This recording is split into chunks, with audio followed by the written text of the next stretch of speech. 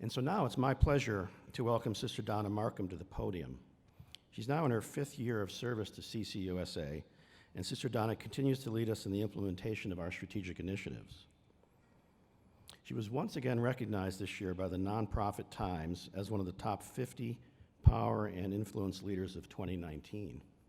And I was there, and I noticed something interesting. There's all these wonderful people, and at our table was for example, the President of the American Heart Association. They came up one at a time to get their awards, and she got the longest round of applause. She also served this year as the honorary president of the Canadian Psychological Association.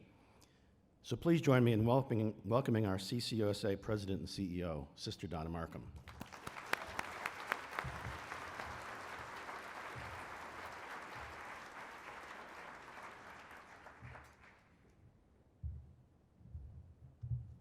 Well, good morning, everyone. It's so great to be here. So here we are on the edge of the Chihuahuan Desert, having been welcomed by descendants of the first peoples of this land. Albuquerque made me think about deserts and what they might teach us as ministers of charity and compassion. What are we supposed to learn from this place, this beautiful city, this extraordinary terrain, this incredible land? Beyond the beauty of deserts, deserts are often places that are pretty mysterious and often harsh. They're frequently unforgiving places where our spirits are tested and purified, but they're also places where we encounter the sacred. Just sitting in our windows in the hotel and looking out at that land, there's something very special there. So this morning, I'm inviting you to join with me in thinking a little bit about how the desert might have something to teach us as we traverse those symbolic desert places in our own lives, places that are fierce and difficult, situations that stretch each one of us to reach out to God because there's nobody else that we can reach out to. I know you face that every day in some of the situations you encounter. Remember for a moment some of those very famous scriptural passages about deserts. The Israelites' 40 years of wandering in the desert, where they became so aware that God had not abandoned them and in fact embraced them as God's people. And Jesus fasting 40 days in the desert where he faced hardships and temptations, calling on his Father to help him, all of that in preparation for him to enter into his public life. God is encountered in the desert. With that in mind, I'd like to focus my thoughts with you on hope and creativity as we meet here on the margins of this desert. I do this because I know that hope and creativity are so constitutive of our ministry of charity and mercy. Without hope, we probably don't wake up in the morning. Without hope, we would become overwhelmed by the enormity of the conditions that we encounter all around us. And without creativity, we succumb to abandoning any sense of initiative. One of the definitions of desert in good old Merriam-Webster is a desolate and forbidding area. So as I move into this reflection with you, I invite you to think not only of the actual deserts that you may have visited or lived in, but also the figurative ones, the ones that we encounter every day in Catholic Charities. We visit those virtual deserts on a daily basis, where we meet the rawness of life under all kinds of harsh conditions. Those deserts might be cells in prisons or cages in detention centers. They may be cardboard cartons sheltering homeless persons under bridges or sleeping over subway grates, or maybe curled up on some city doorstep. They may be in the wreckage of lands and homes destroyed by hurricanes or fires or floods. Sometimes we may actually have met migrants along the borders in our southwestern deserts.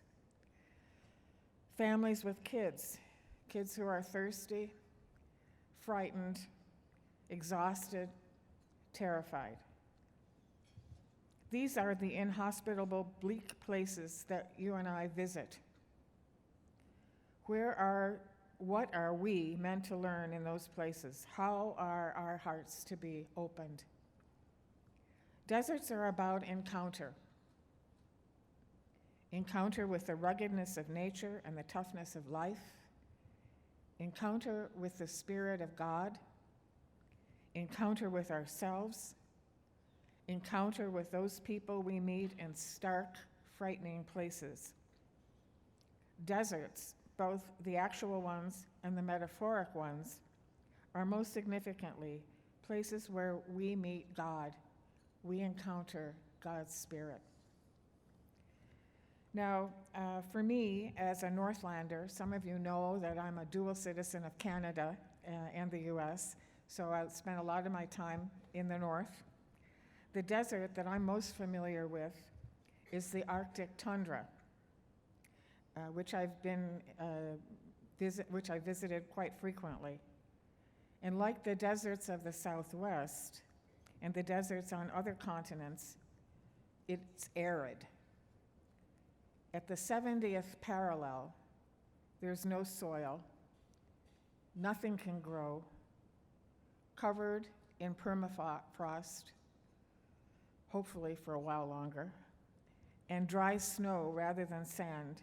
It's as frigid as the Saharan desert is hot. In the wintertime, it's often minus 60 degrees Celsius.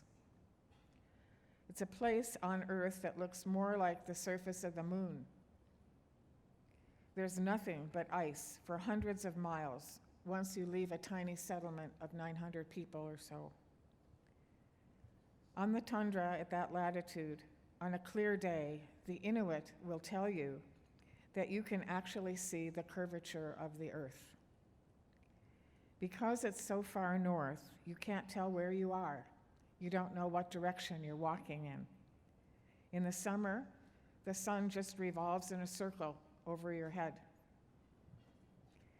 You can't tell east from west. In the winter, the North Star at night is right over your head, so you don't know where north is. No help from the sun or the moon or the stars. It's an intimidating place where people like us could easily become lost.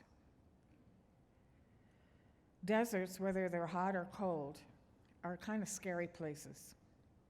They're places of extremes in temperature and in surroundings. They're places where we can easily become disoriented. They're replete with the imminence of suffering, and it's easy for anybody like us to lose our way.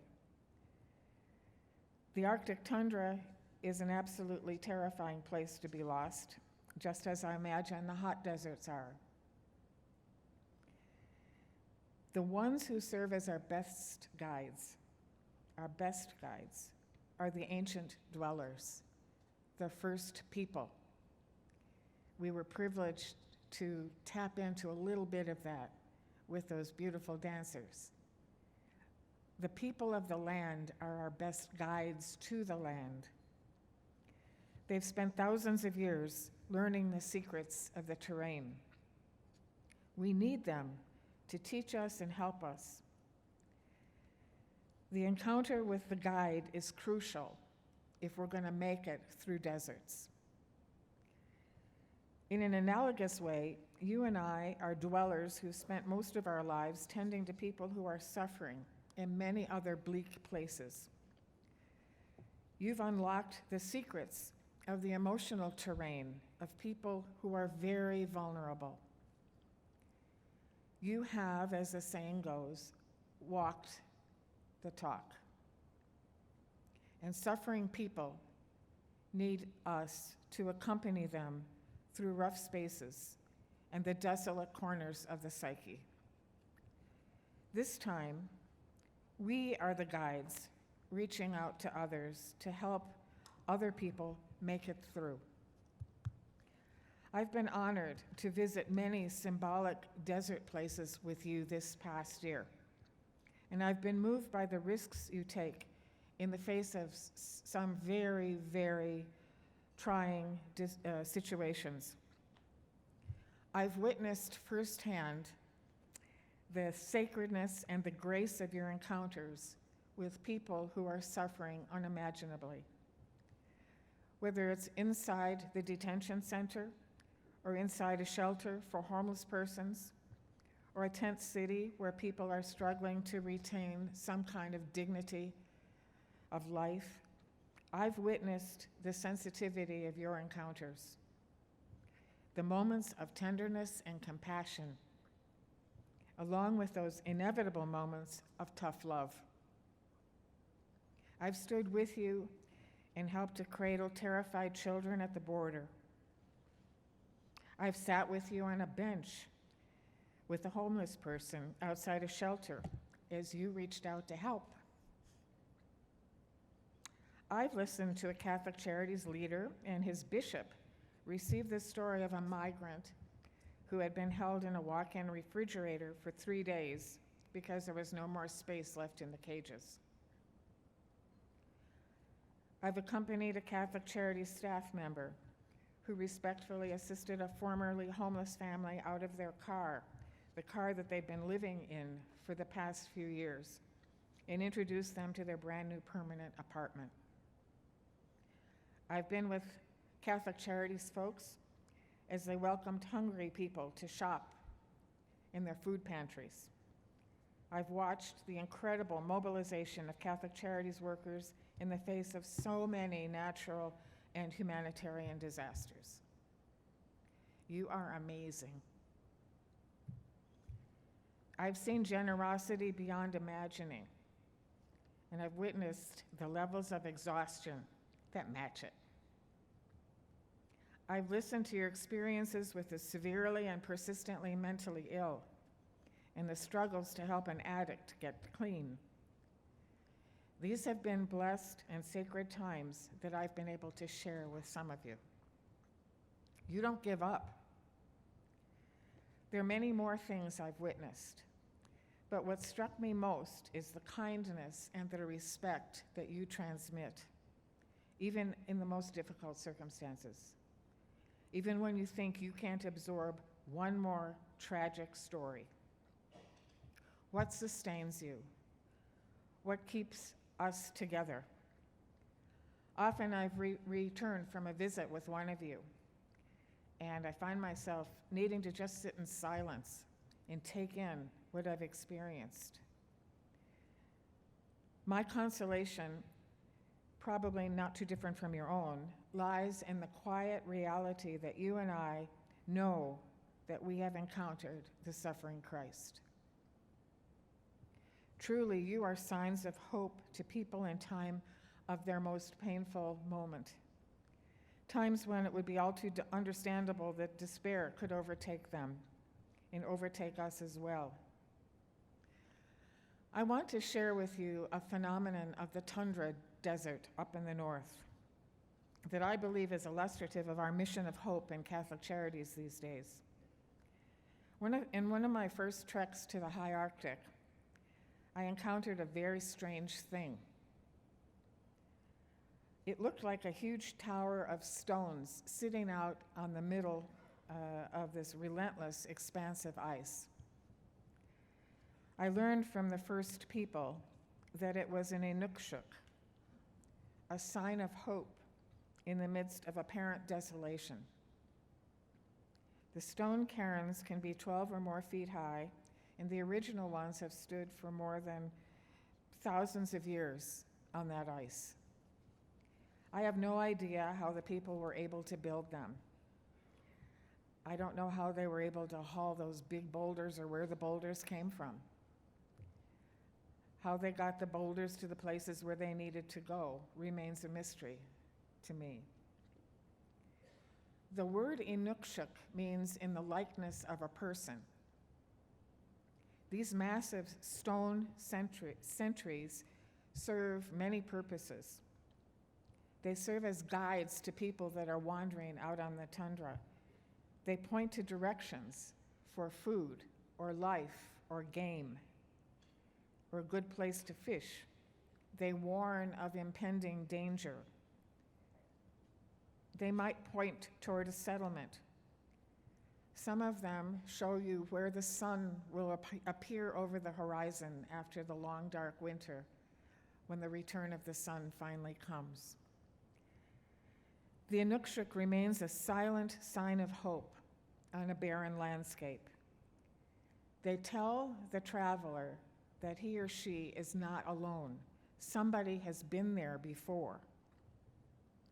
In a certain sense, the Inukshuk is a reminder for all of us that all our efforts toward alleviating suffering and working toward the common good of our Earth community, all of those efforts are important in discovering what really matters as we take our place in a long line of guides, helping people find their way through difficult times.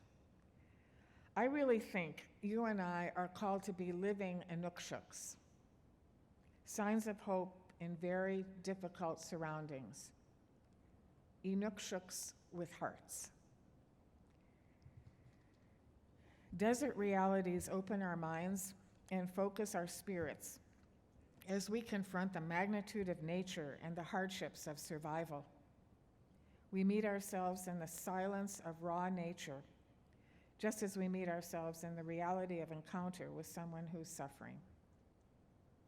When we take moments to think about what we've gone through on any given day, we realize that these desert moments, whether real or symbolic, call us to contemplative engagement with what is happening around us. Desert experiences move us beyond the discipline of our daily prayer into a habit of deep, deep listening to God. Henry Nouwen once said that when we listen deeply to what God is speaking to us through others in those moments of encounter, we tap into creative and recreative energy. In this kind of engaged listening that you do every day, we open ourselves to bold solutions, transformative ideas that help Jesus' mission be served anew in these days. So, what I'm saying here is that immersion into desolate experiences uniquely prepares us to create ambitious solutions to some of the big problems that we're facing today. So I'd like to really address right now another foundational component of our ministry, creativity. Simply put, you know as well as I do that yesterday's solutions to human situations we face today are not adequate. They're insufficient and they're often stale. The way we operated in the past is no longer enough to help us navigate what we're facing today. The mission of Jesus calls us each day to imagine bold, creative, new responses to the emergent needs we encounter in these times. The needs are overwhelming, and the actions that we must take as Catholic Charities must be very bold. They call for risk-taking, courage, disruption, and willingness to change. Let me give you a personal example of what I'm talking about, and then I'm going to talk about a couple examples from Catholic Charities. When I was trained a long time ago in clinical practice, I was prepared incredibly well to provide individual psychotherapy in the classic one-to-one 50-minute session. In private practice, that meant I could see maybe 8 people a day and received a reasonable fee from insurance carriers. The clinicians in here that are old enough probably remember those days. That was then. Fast forward 30 years. Healthcare costs have skyrocketed. Insurance reimbursement has been massively cut back. People can't afford treatment. Hospitals and clinics are discontinuing behavioral health services because they call them loss leaders. But there remain huge numbers of people in critical need of therapeutic help and assistance, treatment for addictions, treatment for serious mental issues. It was clear that the old ways of doing business are no longer adequate to meet the enormity of this crisis. So for me, along with a number of my professional colleagues, this meant we had to prepare ourselves to be totally retrained. Discipline training and efficacious group treatment resulted in one clinician now, instead of seeing 8 people a day, maybe seeing 48 people in one day at lower cost to the individual client, with outcomes that were as effective as individual treatment. More people could receive help at lower costs, and that shift allowed us to really address a problem in a far better way than we had before. But that kind of a shift in clinical practice was difficult, and many people greeted the move to group work with an initial level of suspicion. As the research continued to be published and treatment outcomes examined, the case was proven, however. Nonetheless, to this day, there are many practitioners who refuse to reimagine their work and are now watching their practices diminish or be shut down entirely. Old ways of engaging in our practice are no longer sufficient to meet the needs of today. We have to think of new ways. Creative transformation is difficult, and change is always resisted. Always. Transformative change doesn't happen because we dream it up all by ourselves and think it's going to be a real good idea to turn everything inside out and upside down. It always happens. It always happens in response, in infidelity to the mission. And we ready ourselves to welcome that change by reflecting on the situation and the people that we encounter in our own ministry. Our fidelity to the gospel mission to help our sisters and brothers in need necessitates that we work through any resistance to change that will block creative imagination and the transformational changes that accompany it in service of people who are poor and vulnerable. Now back to the symbolic desert. To state this another way, our immersion in the lands of human suffering, the encounters in the daily situations we face, prepare us to enter into the space of creativity as we stay faithful to the mission of the gospel. Now let me share with you a Catholic Charities bold initiative that's it's been underway and will continue to be underway. In the past, and still to this day, Catholic healthcare and Catholic charities have remained large, separate, mission-driven institutions that footprint the entire United States and the territories. One serving health needs, the other meeting social service needs. It was commonly thought that the two ministries necessarily needed to remain separate due to different financing models. In short, healthcare had money, Catholic charities were beggars. Now, well, that was the past, okay? We're in a little different mode now. Nearly 20 years ago, the two ministries did explore how they might collaborate, but it was a false start. The moment just wasn't right for these two huge ministries, these two national organizations to engage collaboratively, even though there was and remains significant mission alignment. But the times have changed. Today, in healthcare, they talk about population health and the social determinants of health. We in Catholic Charities know that being able to assure that our clients receive adequate care and have access to primary docs and basic help is necessary for the well-being of the human beings we serve. And we're both having the same conversations.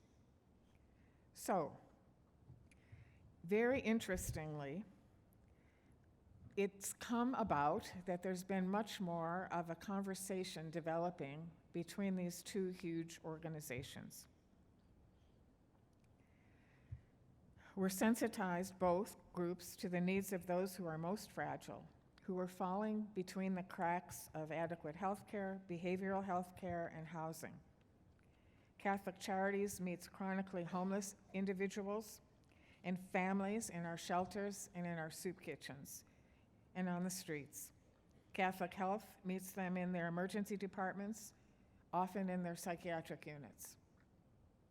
We recognize that living in shelters and emergency rooms and psychiatric facilities is no way to have a dignified, humane life. So, what could we do together that we couldn't do separately, Catholic Health and Catholic Charities? Because of that strong commitment to mission, both organizations are now moving increasingly into collaborative undertakings where healthcare needs and social services needs are being addressed in models directed to serving those who are the most vulnerable, often those who are characterized as the most, quote, untreatable. Now, based on pilot programs in healthy housing for the chronically homeless with Catholic Charities and Catholic Healthcare in Spokane, Las Vegas, Portland, Detroit, and St. Louis, we're now preparing to expand on this foundation to launch this initiative more extensively than those 5 cities. We've entered, and you might not have known about this, we've entered the MacArthur Foundation $100 million challenge competition to help us do that. Now, the MacArthur Challenge the $100 million will go to one group. There are over 1,000 groups that have applied for it. And so we were told as our first step that we had to produce a 90-second video to pitch what Catholic Charities is doing. So I would like to share that video, that 90-second video, with you. And should this be successful, this will help us to establish a pre-development loan fund, develop consulting teams that can go across the country, be resources to Catholic Charities and Catholic Health in developing housing for chronically homeless folks. So let's look at the 90 seconds.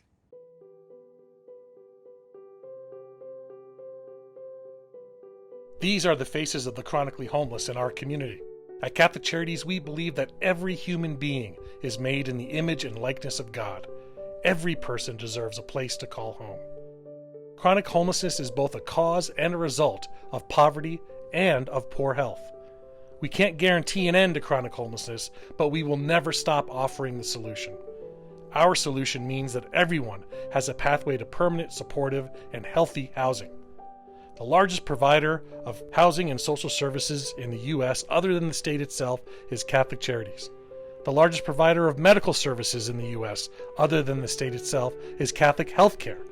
Imagine what would happen if they joined together to address the problem of chronic homelessness. Catholic Charities USA's Healthy Housing Initiative seeks to do just that. By developing surplus church property and new construction into affordable housing and partnering with healthcare providers to provide comprehensive care through wraparound services, we believe we can accomplish our 3 main goals by the end of 2026. To reduce chronic homelessness by 20% in 31 cities, lowering hospital readmission rates by 25% in those cities, and connecting 35% of those housed with primary and behavioral health care. That's our solution to solving chronic homelessness in the U.S.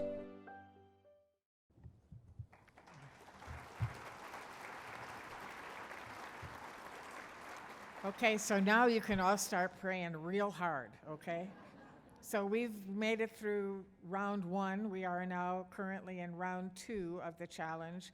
Now there are about 450 of us in that crowd. If we get through round 2, we will pass on to round 3, which is a review by the wise heads. And the wise heads are the who's who of foundations and philanthropy who are interested in funding various innovative projects that will help to reduce poverty. So pray hard. If we make it to the wise heads, even if we likely won't get the 100 million, we'll get a lot of attention from the other wise heads. So just pray, okay? I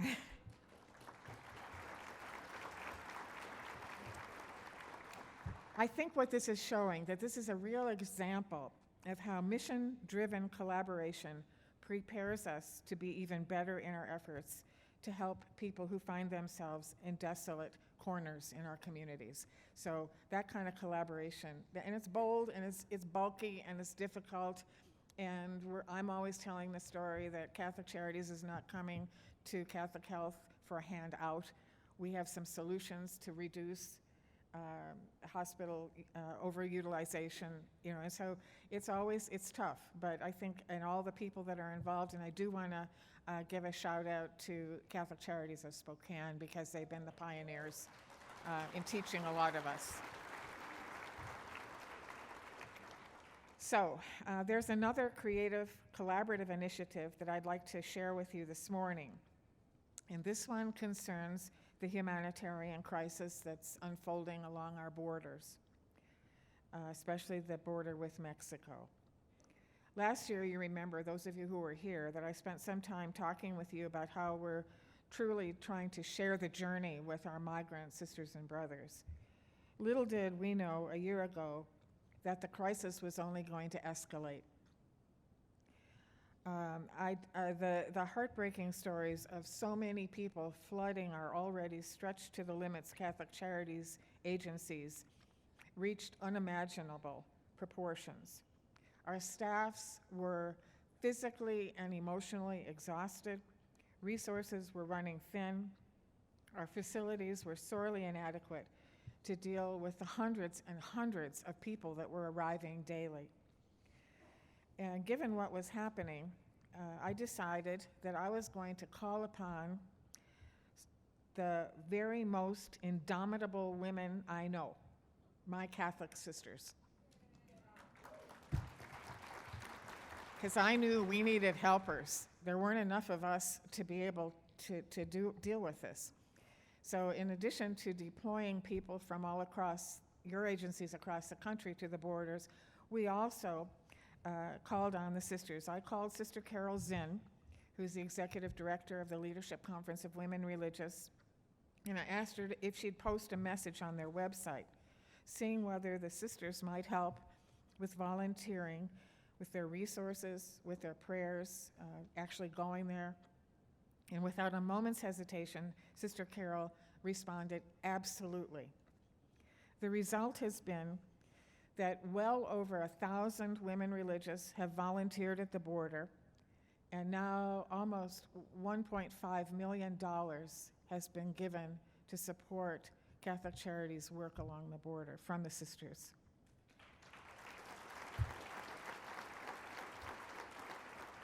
Now, it's no secret that the average age of the American sister is up there, okay? So just put that in your brain as you think about, some of these were 80-year-old sisters that were going to help at the border because they knew Spanish, they taught it, they had been missionaries, they went to help. They did whatever they could. Some packed lunches and did whatever. So those sisters were like unbelievable. I just want to say that the prayers and support and the actual goods that were provided by the sisters was really beyond our imagining. So Desert Times once again yielded an incredible gospel-driven response to an overwhelming need. So the sisters have been partners with us in this time of enormous challenge and have been a source of goodness and creativity. I want to let you know that today we have with us the president of the Leadership Conference of Women Religious, who is sitting right here, Sister Jane Hemlinger. She's a member of the Sisters of St. Joseph of Orange. And in a moment, she's going to receive an award from us to all of the sisters. So, but before I do that, I would like to share with you a video that is just one sister's experience at the border. And so we'll just watch this short video of one of the sisters volunteering and what she was facing.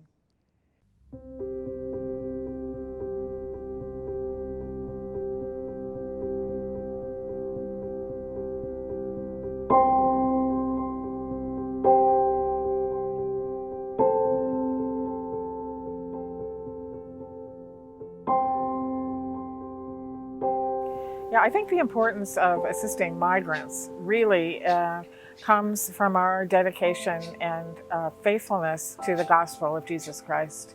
We decided that really it was a much bigger undertaking than simply the Catholic Charities workers across the United States. And I knew that people along the border needed a lot of help. So with that in mind, I contacted the Leadership Conference of Women Religious to say, would you be willing to help us at the border, either as volunteers or with monetary donations, because we knew that this crisis was beyond what we could do ourselves.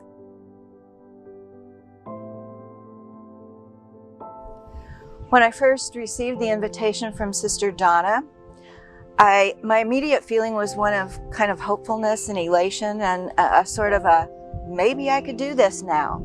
Because in the past I've thought of it and I've always been too busy. I've been working full time and now I'm semi-retired, so it was like my heart kind of leapt. So there are many people, including some Catholics, who really don't think we should be welcoming people who are coming across the border. Obviously, every person who walks through these doors has not just one story, but a lot of stories. They have a family story. They have a work or a job story. They have a fear story. Many of them want to talk about their families. It's very hard for them to talk about the journey. We baptized a little baby, a 3-month-old here, a few weeks ago. She's hopefully now safely in a state on the East Coast with her sponsoring family. The baby was a beautiful little girl, and the mother was very afraid to continue her journey, but she still fears for her life. She fears they will find her, and she fears for her daughter's life. And the congregation that day was a motley crew of other refugees, some who had not yet had a shower, myself, a couple of staff members, a cook, and we got that baby baptized and everybody clapped. I think perhaps the most rewarding part of this work these couple of weeks has simply been meeting our brothers and sisters who are fleeing violence and looking for safety. Getting to know them as people, as mothers and fathers, little children, those on a long journey seeking safety for the most part, food, shelter. They want to be helpful as much as they can. If they see one of us sweeping, they want to take the broom and help. They're just good people.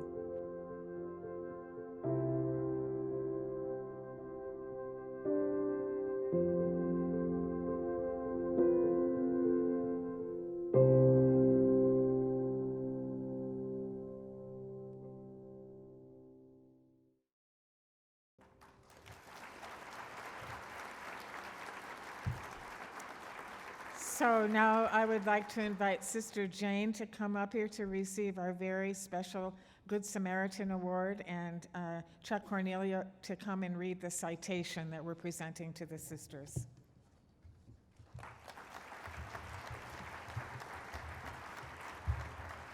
So you're not going to get to see the award because it's all wrapped up, but you'll hear the citation, okay?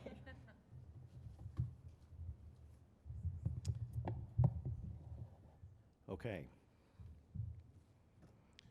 So whereas the vision of Catholic Charities is to labor in the streets, inviting and serving those who have been left out to know and experience the tremendous and abundant love of God through Jesus Christ. And whereas the women religious of LCWR, committed to living the gospel in selfless response to vulnerable individuals and families, responded to a profound humanitarian crisis and gave their time and their resources to assist Catholic Charities agencies at the border. And whereas over 1,000 sisters provided volunteer social services, legal support, and accompaniment to thousands of migrants arriving at Catholic Charities. And whereas congregations of women religious donate over $1 million of emergency aid to Catholic Charities. And whereas the women religious of LCWR intrepidly stand in solidarity with those who are most in need. Be it resolved that Catholic Charities presents the Good Samaritan Award to the sisters of the LCWR in recognition of their tireless work on behalf of those who have been excluded or rendered disposable by society. Presented September 25th, 2019 at the annual gathering of Catholic Charities USA.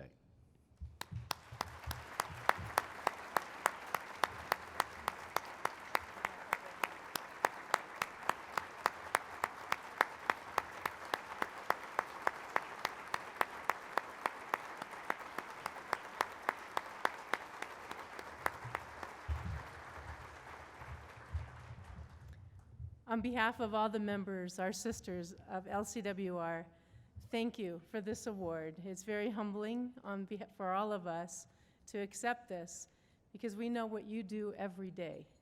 We know that you are welcoming the stranger. You are feeding the hungry. You are finding homes for our brothers and sisters who do not have homes at this time. Our sisters responded because our missions, why we are sisters to begin with, correlates very strongly with your mission in Catholic Charities. It is to be a stranger no longer with our brothers and sisters. We talk of the global sisterhood and brotherhood. We talk of porous boundaries. We talk of meeting the needs in the here and the now with whatever is in our capabilities to do.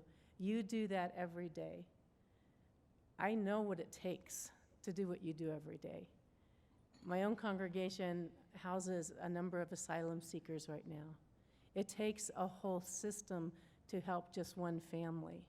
You're doing that on a macro level. You're providing that safety, that home, that sense of love and compassion and dignity for our brothers and sisters who are feeling like they have no home, no country, and no one who loves them. What you're doing every day is living our gospel through the embodiment of your love, your compassion, your invitation to those men, women, and children to say, you are welcome here. You are in the image and likeness of God. I know it takes a lot to do that, day in, day out. And one of the things that I experienced last night at the reception, as I walked around and introduced myself to some of you, was the joy. That you do this work, this ministry with joy, with compassion, and with a fortitude to say, I am going to help these people and work within a broken system to meet the needs of these men, women, and children. So on behalf of the Leadership Conference of Women Religious, we stand with you. We will continue to respond with you in ways that we can. Thank you for the invitation. Thank you for letting us into your ministry, and that we continue to walk with you in prayer, in service, and in donations. Thank you so much.